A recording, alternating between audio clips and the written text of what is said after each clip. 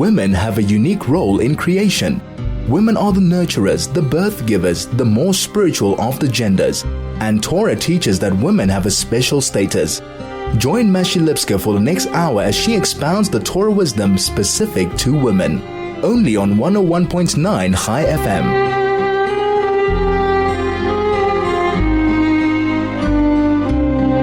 Good evening and welcome. I'm Mashi Lipska. This is High FM. And we meet this evening on a very special calendar date. Tonight begins the 3-week period of mourning for the Holy Temple. When was the temple destroyed? Well, 2,000 years ago. And we're still commemorating, and we're still yearning, and we're still asking 3 times a day. And at so many opportunities, we're asking that God return us to the days of yore. What is this all about? The portions that we read at this time of the year send a very strong message. We know that the Second Temple was destroyed because there was a lack of love. There was unwarranted hate. There wasn't a tolerance of the other.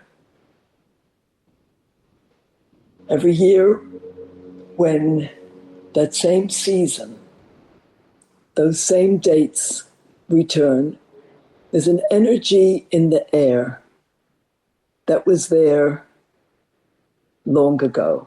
The energy around Purim and Pesach, the energy around Shavuot, and the energy of now is the energy, as the Rebbe explains, to show unwarranted love, to heal what happened then.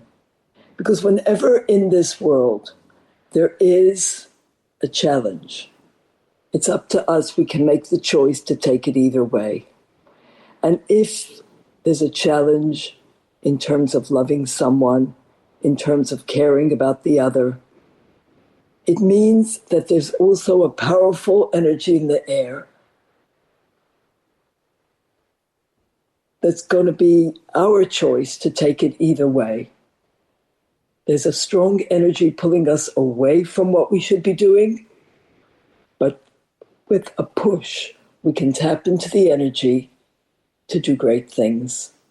And the Rebbe encourages us to show unwarranted love, unconditional love during this time.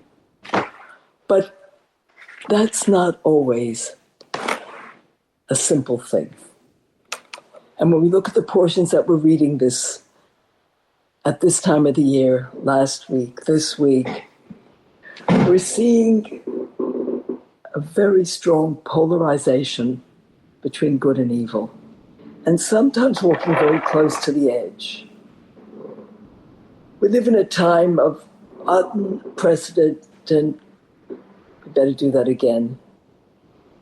Vuzi, we have to do this again. We live in a time of unprecedented opportunity. In these days, everyone is being called upon to show leadership. By the way we act, by the way we speak.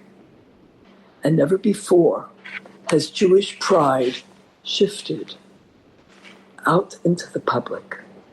Jewish pride is actually shining. Suddenly, people are not hiding. Suddenly people realize that we're special and that we have a mission, and that our mission has to do with light. That we are here in this world to be a light, to show the way, to proclaim God's rulership, ownership, presence in the world. And last week's parsha and this one both speak so eloquently to us. When the world is shaking, it's an extra loud call that each one of us do our part. There's no doubt that we are so close to the times predicted in last week's portion by Bilam, so clearly and yet in a veiled form. He's speaking about the end of days. At the very end of last week's parsha, Balak, Bilam is talking about the day when strength will arise in the Jewish nation and God's glory, God's clarity, God's purpose will be revealed. Throughout the entire week, last week's portion, Balak and Bilam, the king of Midian, the king of Moab, there's no doubt that we are ever so close to the times predicted by the prophet Balaam, at the end of last week's portion, which is called Balak. Throughout the portion, Balaam is trying to curse the Jewish people. He prides himself in being able to use his words to bring people down. He's been hired by Balaam. He's been hired by Balak. And yet he finds that over and over again, he can't help himself. And he heaps praise and admiration upon the Jewish nation. And they keep trying, but it just doesn't work. He's trying to look at this aspect of the nation from here, from there, different vantage points. But he ends up speaking the most glorious praises.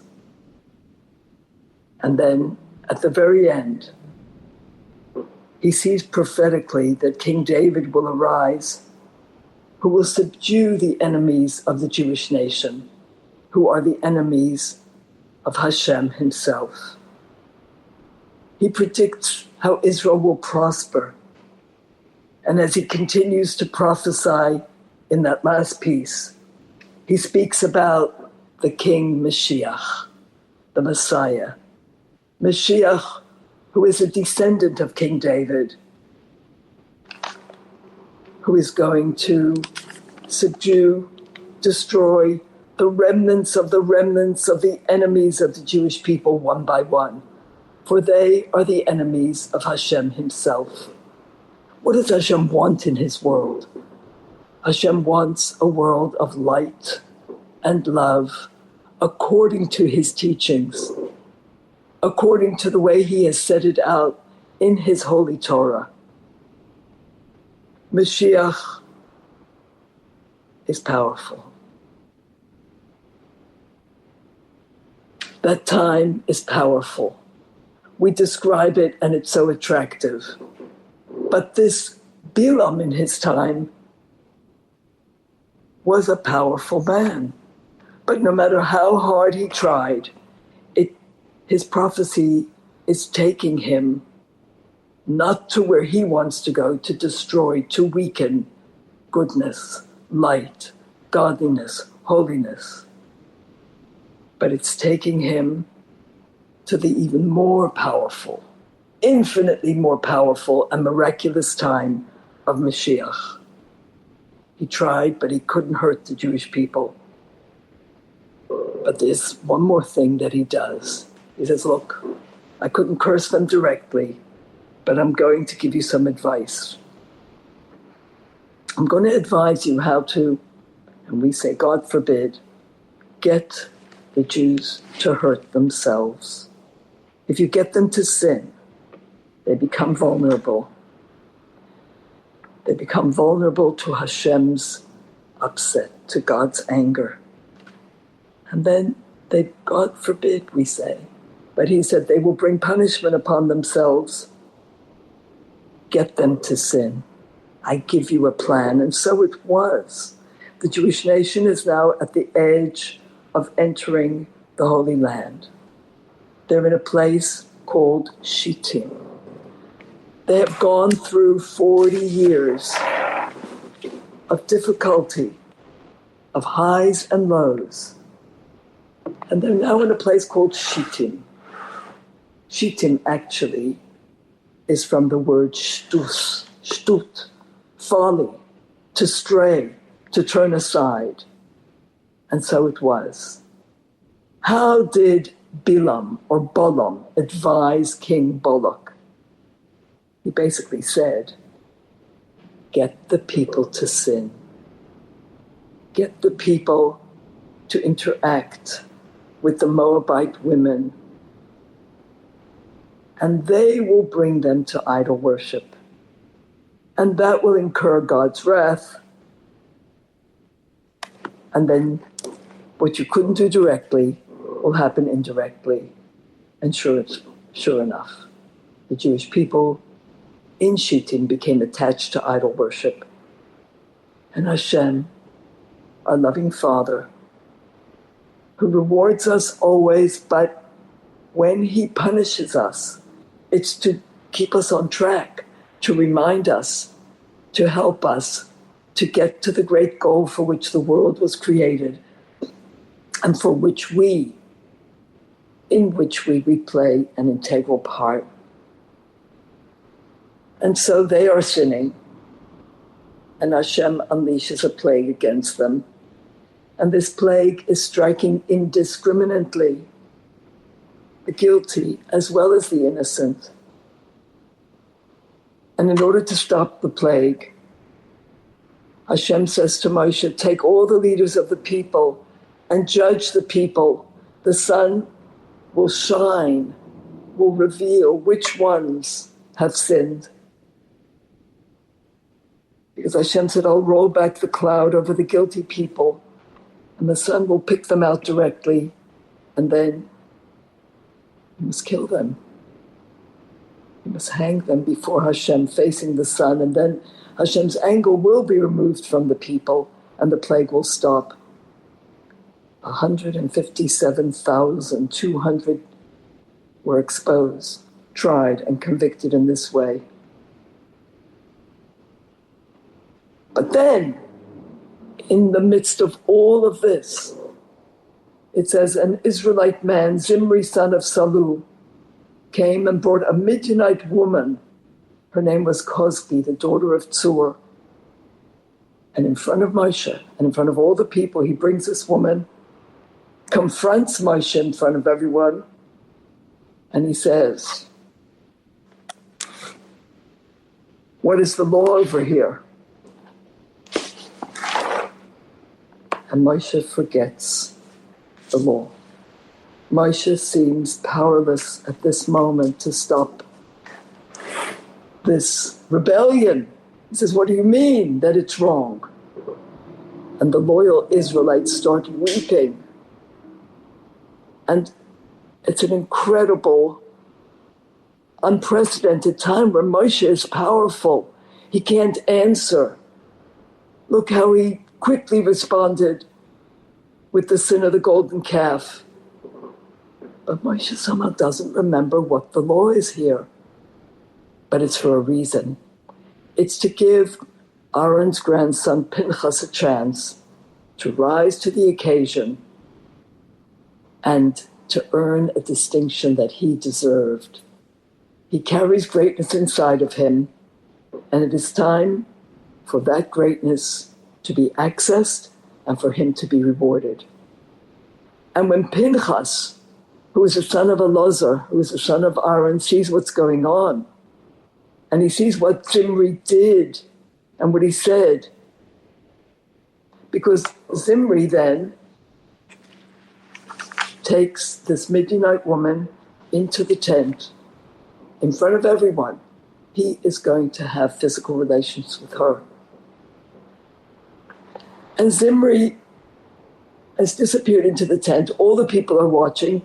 And Pinchas steps forward and says, didn't you teach us that if someone sees a person having intimate relations publicly with a Gentile woman, and this person who sees it is overcome with righteous indignation, he may warn him, and if he doesn't stop, the law is that he may execute him without trial? Moshe says, yes, you're right. And if you qualify, since you remembered the law You deserve the honor of fulfilling it. And Pinchas rises, and he takes a spear in his hand, and he goes after that Israelite man, and he warns them. He says, I'm going to kill you. And miraculously, they don't disengage, because then he couldn't have killed them. Pinchas slays them and carries them out on his spear, and the plague stops.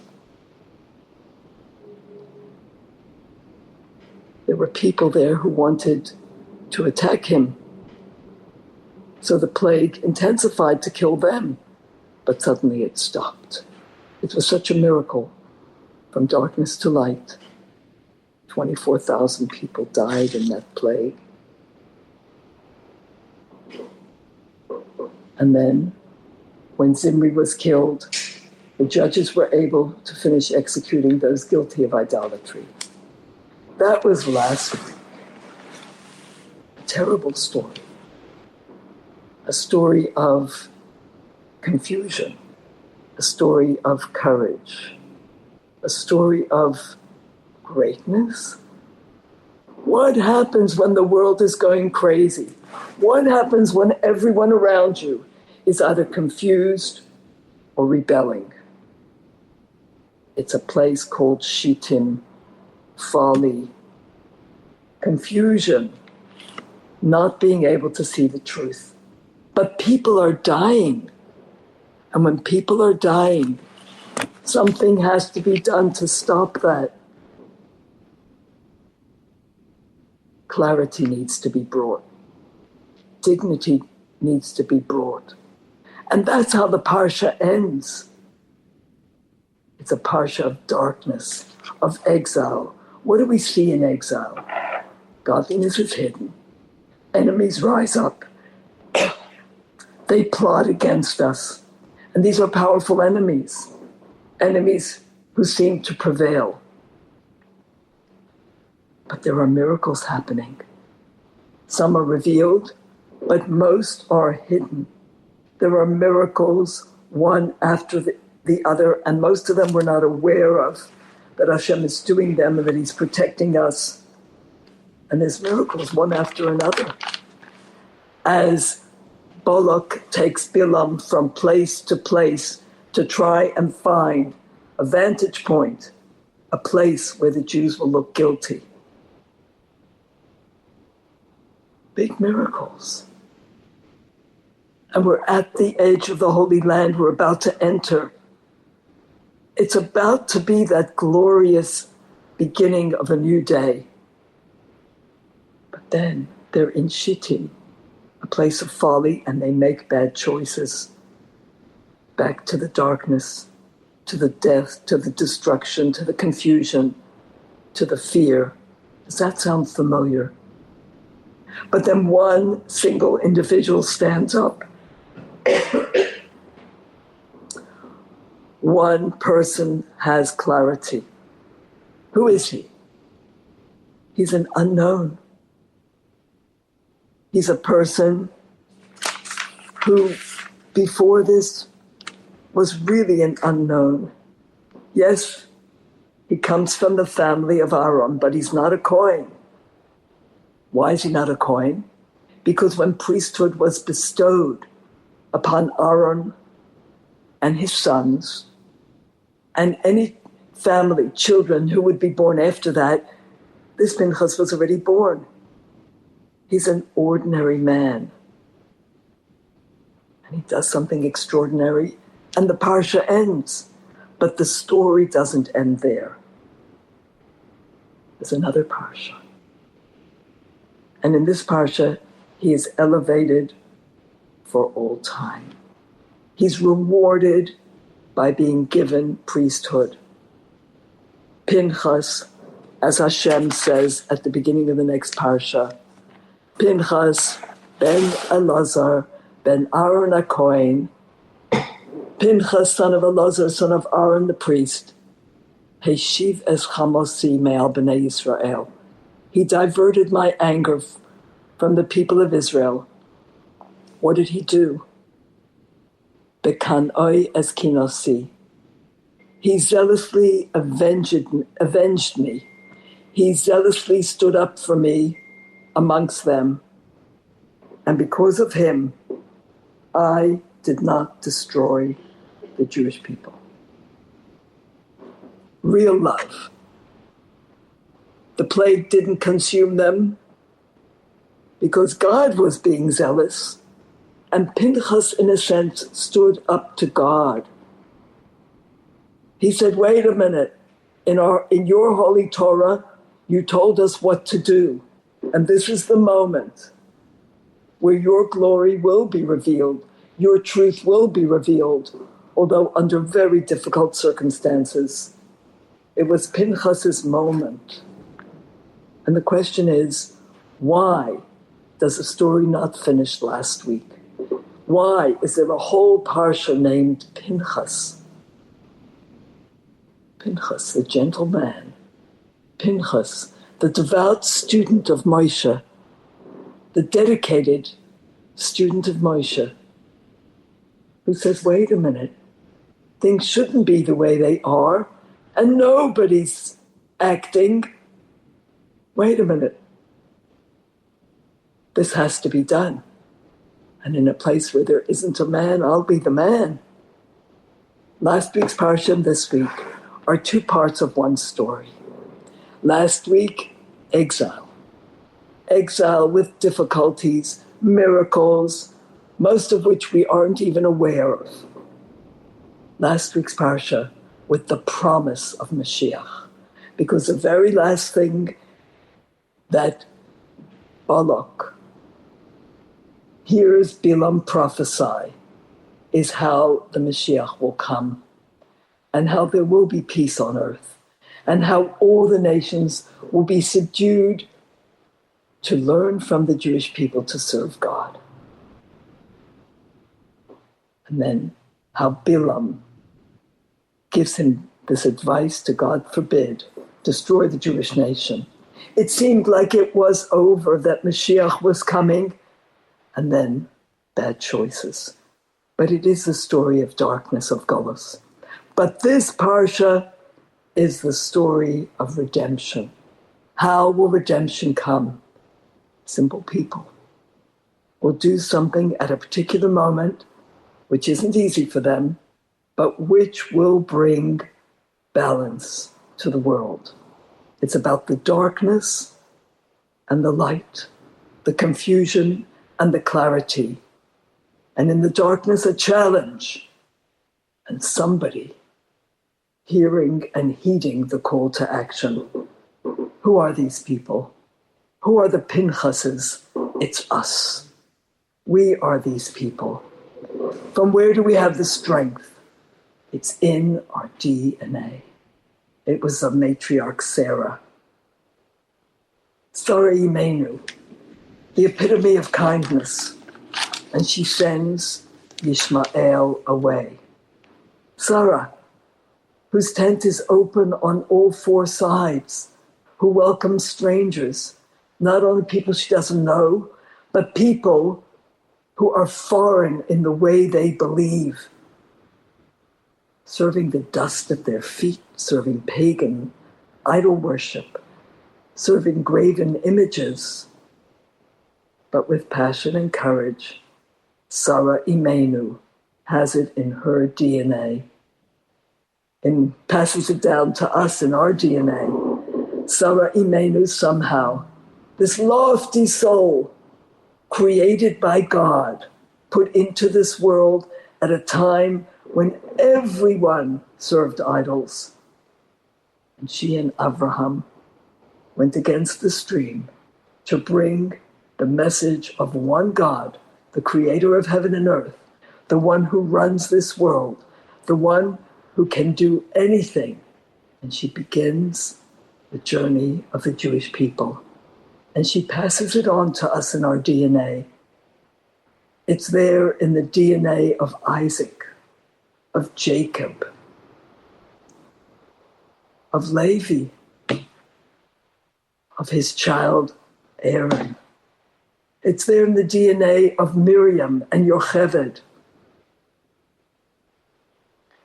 These are gentle, holy, strong, determined people. We come from a long line. These are people who go against their own nature to serve Hashem fully, even in a place of shittim, of folly. What do? They rise up with another kind of folly. Does it make sense that one man is going to be able to stop this plague? That one man is going to be able to subdue the lust, the craziness, the heat of the moment of so many people, particularly when a leader, one of the 12 governors, the 12 leaders, is openly challenging Moshe and saying to him, "What are you talking about?" And at that point, there's something called shtus de kedusha, a folly, a passion for holiness. We aren't asked not to use the passion. We aren't asked not to use the physical world and the physical challenges of the world and the physical passions of the world. We are asked to turn them around to holiness. We're asked to use every single gift that God gave us, every single quality, every single feeling, every single object, every single interaction, and to use it with passion, to use it with energy, to use it with excitement, to use it with focus, to bring God's presence into the world. And that's what Pinchas did. Because Pinchas, in his DNA, has a DNA of Sarah and Avraham and Yitzchak and Yaakov, has a DNA of great, great people, has a DNA of Amram, this holy leader, Amram the grandfather, Amram, Miriam, Yocheved. These are people who worked on themselves in the times of greatest challenge and brought light in the darkness. They did everything they could do to bring ease, to bring strength, to bring gentleness, to bring healing. And that's something that makes us the complete opposite of Parshas Balak. In Parshas Balak, there are rough things happening. In Parshas Balak, there's an attempt to really, really hurt the Jewish people. In the times we live in, we need to open our eyes and see very similar things happening. The world is shaking. We have to do our part. We're very close to the redemption. And now, Jewish people are about to enter the land, and this terrible challenge happens. And let's look at who this Pinchas is. His mother comes from Jethro. His father comes from Aaron. Really? These two people? Different lineage. And here they come together. And what happened was, the Jewish people, after this incident, were actually speaking badly about Pinchas. They were denigrating him. They were saying, "Have you seen that person who comes from idol worship? His mother's father used to fatten animals for idolatry, and he has the chutzpah, the temerity, to kill a governor, a leader, a nasi of a tribe of Israel." And therefore, the parsha begins by saying he's Pinchas, the son of Elazar, the son of Aaron. What he did was not cruelty. Fattening animals is cruelty. And they were saying he's just cruel. He just doesn't feel. He's just not so Jewish. Jewish people are compassionate. Jewish people are benevolent. How could he do this? And the Torah comes to testify that he is the son of Aaron. Aaron is a man of love, a man of peace, a man who pursues peace, a gentle man. The Kohanim are symbolized by ahava, love, and Pinchas becomes a Kohen here because he stops God's anger. Hashem speaks to Moshe and says, tell the Jewish people, I'm going to give him my covenant. I'm going to tell him how good I feel about him. There's goodwill, there's peace. This covenant for him and for his children after him are going to take the form of eternal priesthood. He acted with jealousy, with compassion in the form of zealousness for his God, and thereby brought forgiveness, atonement for the Jewish people. And I testify, says Hashem, who knows the truth, that he acted with purity like a Kohen. He had a Kohen inside of him. And now I am going to make him a Kohen from above. There are two things that can happen in this world. We can act, and when we act and it's sincere, it's limited because we are limited. Or Hashem can bestow a gift upon us, and Hashem is infinite. So his gift is beyond anything that we could ever access on our own. The priesthood of Pinchas, the action of Pinchas came together with God's intention. It came together with the truth of Torah and the law of Torah. And therefore Pinchas merited to get the gift from both sides. When a person does all he can on his own, with every ounce, with every fiber of his being, with this self-sacrifice, because he could have been killed. He could have been killed by Zimri, the head of the tribe of Shimon. He could have been killed by the mob, but that wasn't what it was about. His intention, his focus was for the honor of God. And Hashem testifies that his intentions were pure. And he comes from a long line of people who have put their lives into danger to sanctify God's name, to go against their nature, to serve God fully. And right here, Hashem testifies. Hashem actually stamps his action with the seal of godliness forever, that he and the family born after him will all be Kohanim. And our sages tell us that this Pinchas is Eliyahu Hanavi, Pinchas hu Eliyahu. This is a greatness of soul that will endure forever and bring blessing to the Jewish people and rescue them. So many times in exile, Elijah the prophet, we know, went to heaven alive, and he continues to be sent to support and encourage and save throughout exile. And he is the one who's called, the one who will be the Mevaser. He will be the one to come and tell us that Mashiach is coming.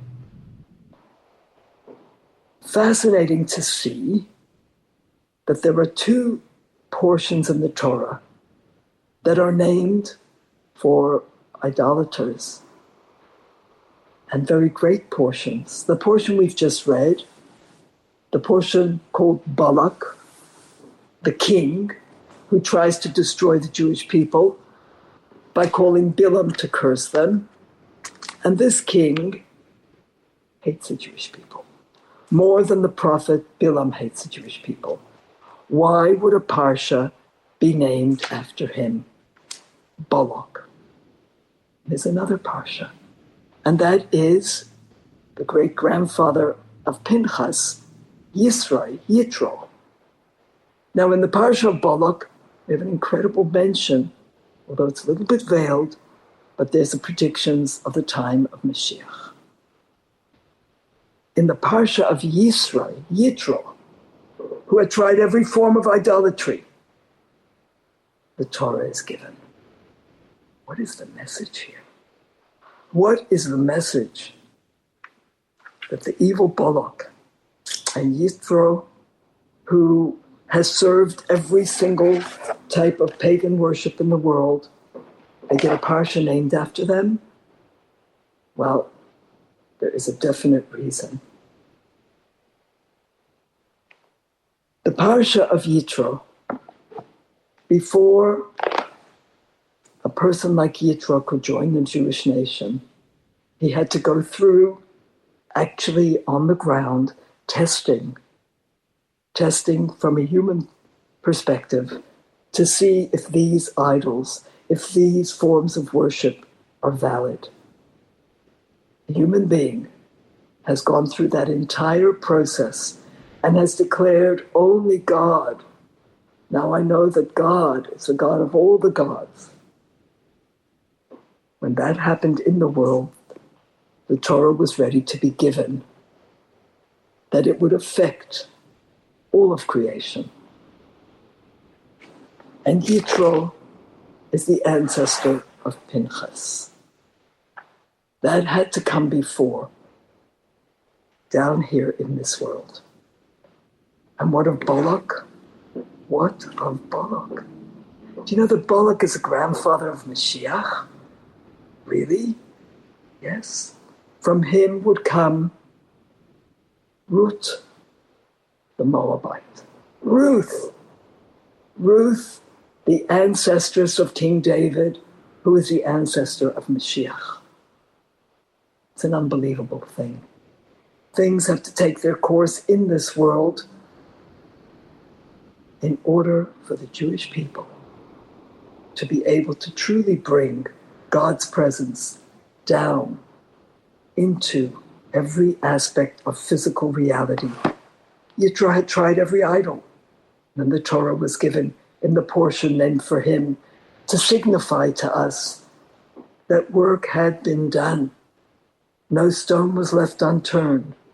And now the evil Balak, who hates holiness, but in exile, what we need is clarity and perspective to inspire us to transform the world into a home for God. And very often it's only when we stare evil directly in the face and we come back with tremendous pride at who we are and what our mission is about. The Jewish people were about to enter the land, and this gentle soul who had priesthood inside stepped forward to stop the plague.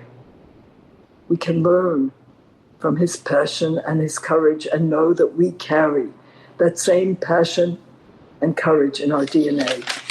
And when we look at our brethren in the Holy Land who are constantly being maligned, we know that the Jewish people are who they are, compassionate and courageous. And this courage is there in each and every one of us to go against our natures. And especially now in the time when we commemorate the destruction of the temple. And the Rebbe has encouraged us to study the laws of the rebuilding of the temple, which Maimonides, Rambam, so clearly puts out. It is an opportune time to remember that the Rebbes of Lubavitch did not just sit quietly in their ivory towers and wait for people to come to them and teach them and inspire them and bless them. They inspired their followers to go out to the people. From the time of the previous Rebbe and through the leadership of our Rebbe, they sent something called shluchim, emissaries. Whom did they send? They sent simple people, simple Jews who were passionate about helping and certainly had a Pinchas inside of them and certainly had the stamp of Rachmonim, compassionate ones. Baishonim, humble ones. Those aware that it isn't us that runs the world, but at every turn seeing godliness, seeing that this world is run, directed, not just created long ago, by Hashem himself. And people who are goim lechasodim, benevolent, who can feel the heart of another, simple, passionate, devoted people.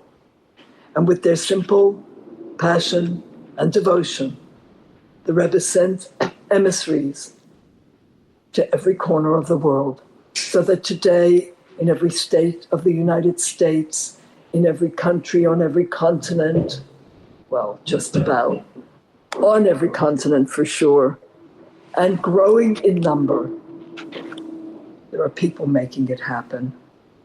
How? By teaching, by being an example, by being there to answer the call of God himself, as we spoke a few weeks ago, that each one of us is a messenger of God. We're in this world because we make a difference. We complete all of creation. Do you have a birthday? Do I? We do have a birthday. And remember that story where the Rebbe was discussing with a certain rabbi, they were discussing education. And he says, when you educate people, you have to communicate that Judaism is not a religion of ceremony. It's not a religion of that you have your special days. But it's not just the ceremony, but it's a religion of celebration and experience, involvement. Jews must be taught that their tradition doesn't just commemorate a rich, ancient past. Their religion is alive, linking the past to the present in a very real, relevant way. Later in the conversation, the rabbi mentioned to the Rebbe that he was celebrating his birthday. The Rebbe smiled and says, a birthday poses the very same challenge. On one's birthday, one can either commemorate an event that happened years ago, or he can experience it as though it has just occurred, as if he was given a new life and a new purpose. In fact, every morning when we wake up and say the Mudani, and we realize we are alive, we need to remember our birthday.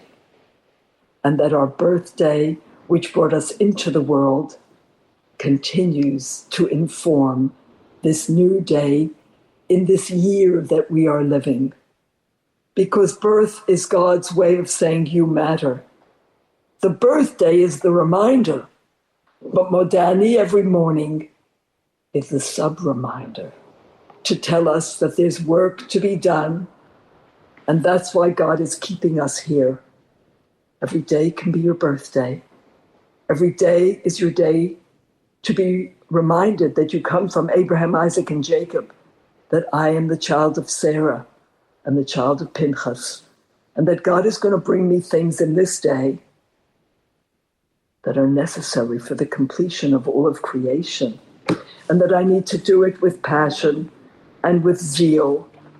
And the Rebbe sent emissaries throughout the world to build schools, to build what's called Chabad houses, a home away from home, or a home that becomes the home, a home in which Shabbos is celebrated, Purim is celebrated, Pesach is celebrated, people are welcomed. It's like the tent of Abraham and Sarah. It's a place to come home to. It's a place to discover who you are. It's a place to study. It's a place to bring others to study. It's a place in which these simple people called shluchim, emissaries, who may not know very much, but while they are teaching the first thing, called Aleph, they're busy studying the Bet. For the Rebbe encouraged his emissaries to keep studying. It's not that they could be satisfied with what they knew when they came at the age of 23 or 24 or 26. Throughout our lives, we have to continue to grow in the study of Torah. And the more we learn, the more we have to give. What happened when Pinchas stood up for God? Hashem says, you're going to be a priest. Because when Hashem made Aaron and his sons priests, the priesthood couldn't be transferred to the children they had been born, who had been born already, but just those who would be born. And Aaron's son Pinchas had already been born. He wasn't eligible. But when he was passionate and zealous in this place called Shittim, which was a place which influenced the Jewish people to give expression to their physical lust, he translated that lust, that passion, into zealousness for the honor of God, and Hashem made him a priest. As it says, this covenant will be for him and for his descendants after him, an eternal covenant of priesthood, of kehuna, because he was so zealous for his God and he atoned for the Israelites. It was because of his love for his people that he did something which seemed cruel. It's a big challenge. We are being asked to go out and reach out to other people who might say to us, mind your own business. Don't be so zealous. You want to be Jewish. You want to keep kosher, go right ahead. But don't mix into my life and my business. And the truth is, we need to mix in. We have an obligation to love your fellow as yourself. And that obligation means that to see that this person has a neshama which is crying. If the person's children were crying because they were hungry, you would reach into your pocket and you would give. You would reach into your pantry and you would give. You would reach into your bank account because you are a Jew. And a Jew has rachmanis, compassion. And he doesn't just stay with feeling bad, he does something about it. He's a goimel chesed. He's benevolent, he gives. And in the middle, we always remember that we are in the presence of God.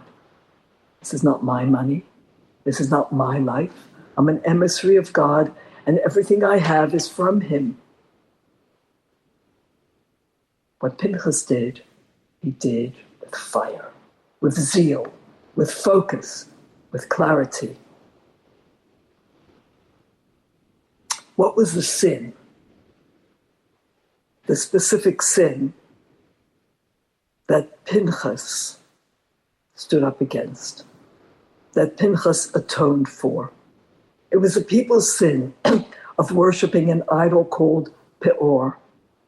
In general, this form of idolatry represents idealizing and pursuing sensual pleasures for their own sake, something that this world pulls us into, just to feel good, just to feel okay, just to feel comfortable, just to feel full, just to feel rested, just to feel so nice. Sensual pleasures, physical pleasures, and to idealize them, to say that that's what we're here for. I'm here for me, it's the I generation. Sensual pleasure exerts a very strong pull on us. Sometimes it overrides our common sense. The only way to override it is to override our intellect in a positive way. In other words, determined to do the right thing regardless of what our imagination or our intellect may or may not be drawing us into. Doing the right thing. Determination to do what's right no matter what it feels like. In this way, We will follow in the steps of Pinchas, his self-sacrifice, his unstoppable devotion to Hashem himself, saved the rest of the people and gave him tremendous blessings, and for his descendants for all times. The emissary of God brings blessing to those around him. The emissary of God brings blessing to himself and his family. And the Rebbe sent emissaries worldwide to bring the message of Torah, mitzvahs, a Jewish life, wherever Jews may be found. It's an incredible privilege. But one has to go against his nature, the nature to want to feel comfortable and full and not go into debt, and to build a life for ourselves, a time to study Torah. But we are the emissaries of Hashem. And you know, the fact that Pinchas was much younger than Moshe didn't prevent him from acting in the presence of Moshe. He felt strongly. He saw that something needed to be done, and he saw that Moshe had forgotten what needed to be done. We ourselves shouldn't be intimidated when we see others, greater people, people of greater stature, people who are not fixing the situation. But we see that it's wrong and it has to be addressed.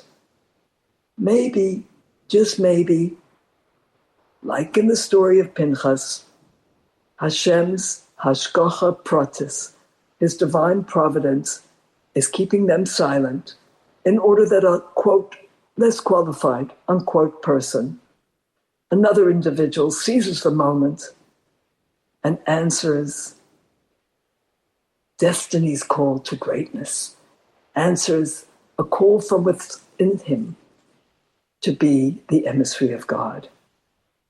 Because when Hashem brings us an opportunity to do something in this world, to right a wrong, we must actually pursue it with total self-sacrifice like Pinchas did. We are emissaries of Hashem. He will not only help us, but when he tells us the right thing, to care about other people and to, yes, interfere in their lives and make that call and encourage them, he's at our side. And he not only helps us to succeed, he makes the other person hear us, which is the incredible success of Chabad emissaries worldwide, where in every corner of the world you can access kosher. You can access someone to help you perhaps even pull together a minyan for a kaddish. You can access a Chabad house. You can access teaching for your children. A tzedakah box. You know what a tzedakah box is? It's that old-fashioned thing that sits on the table, sits there to remind you to give tzedakah. The Rebbe came out with 10 ideas called the Mitzvah Campaign, which are just so clever to light a candle for Shabbos. It's not the same as any other light or flame. It's a holy flame. It extends its holiness to the environment.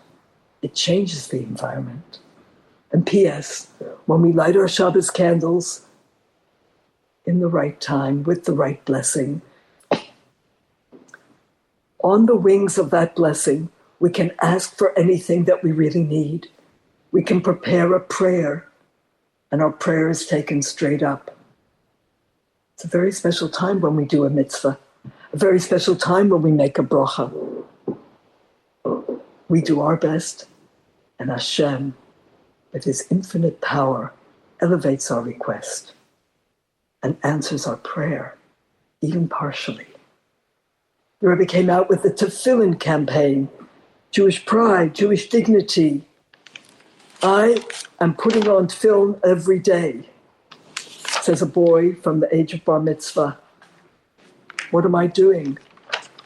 I'm actually bringing God's presence into the world by doing a mitzvah that he has explained in the Torah, explained in the holy teachings. It's not just for thousands of years ago, it's for right now. The portions speak to us that we standing on the threshold of the final redemption, particularly as we enter the 3 weeks mourning for the destruction of the Holy Temple. It's a time when we can focus and do focus with greater intensity on redemption. And it's a time where the emissaries of the Rebbe are there to teach us when and what is required of us. And every emissary knows that his job is to make the next person an emissary, to tell the next person what Hashem wants of them. And the shluchim put everything aside and they harness all they have to see history through to its destiny, which is Mashiach. With total self-sacrifice, like Pinchas. And that self-sacrifice will lead us to the reward, to the ultimate redemption. A tzedakah pushka, lighting a Shabbos candle. A candle to bring light, spiritual light, to illuminate the lives of people who are searching in the dark with desperation, with sadness, depressed that they don't know what's wrong with them. And very possibly it's their soul that's hungry, needing nurturance, needing another mitzvah. And so the Rebbe highlighted Shabbos candle to fill in, to bring dignity and pride, to display Jewish books, holy Jewish books in your home. Because whatever physical objects we use for a mitzvah, they themselves begin to affect the actual atmosphere. A mezuzah on your door, to check the mezuzah at least twice in 7 years. There are so many scribes in our community who are just ready for that phone call. And they want you to do it now because when it comes the month before Rosh Hashanah, they are terribly busy because that is a time when many people wake up and say, let me do extra mitzvahs, and the mezuzah is one. Kosher food, the Rebbe highlighted. Education for every Jewish child. Pure Jewish education. The study of Torah ourselves. The mitzvah of purity, of mikvah. But the biggest mitzvah is the mitzvah of loving your fellow. Because when you really love someone, you love their body and their soul, their heart and their mind. And we have an obligation to one another, not only to save someone's life, not only to feed someone, their physical body, but to feed their soul. In our times, people don't realize it's so covered over, but our souls are thirsting, yearning for nourishment. And just as we exercise and train and run, just as we swim to strengthen our bodies, we need to get toward the shore and not allow our fellow Jews and our fellow people to, God forbid, drown in the sea of confusion. We need to help them to exercise, to nourish the soul, to revive the soul. Mitzvahs are food and vitamins for the soul. And there's a beautiful idea that the Rebbe suggested